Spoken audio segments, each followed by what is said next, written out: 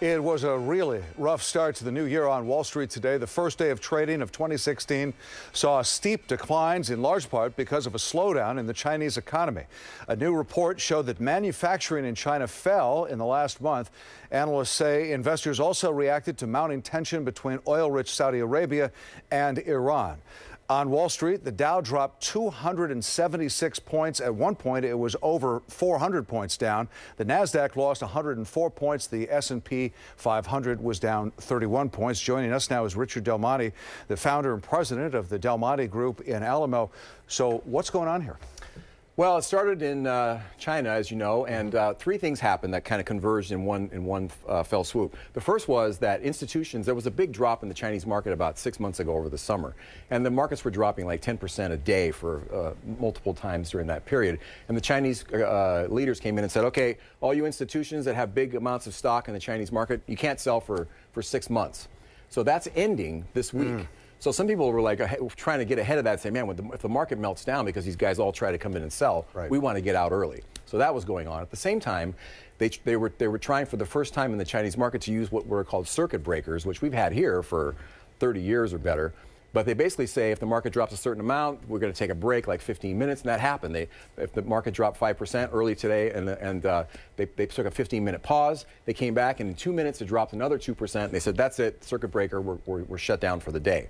So it might happen again tomorrow, the same thing, or tonight, the same thing might happen. So even with this drop in manufacturing going on in China, they still have incredible growth. It's over 6%. We only have 2%. If we had 6% growth, we'd be going crazy, and yet the market just tumbles. Yeah, I mean, it's where you set your viewpoint. So a few years ago, the Chinese market was growing at 10% a year, which was huge. So now it's slowed down to 6.4. And, you know, people are getting their hand wringing, but it's still a massive, you know, gigantic increase. How does this affect us? Will this hurt? Obviously, China is one of our economic partners. They buy things from us. Will this hurt how much they buy from us? I don't think it's going to have any impact at all. I mean, Really? I mean, it's just part of the. What's happening is the Chinese economy is adjusting from being an export-driven economy to being a consumer-driven one, just like we are. So there's a lot of growing pains. There's adjustments. There's give and take, and we're just going through that process. I heard one analyst say it's going to be a turbulent year. This isn't a blip.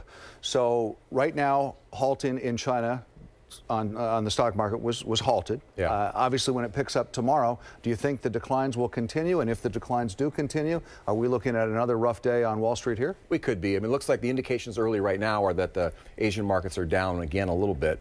But we'll see what happens. They may recover. I mean, it's hard to tell. And one last question. For people who have stocks, what do you tell them? The main thing, Frank, the best thing that could happen is people could just divorce themselves from emotion.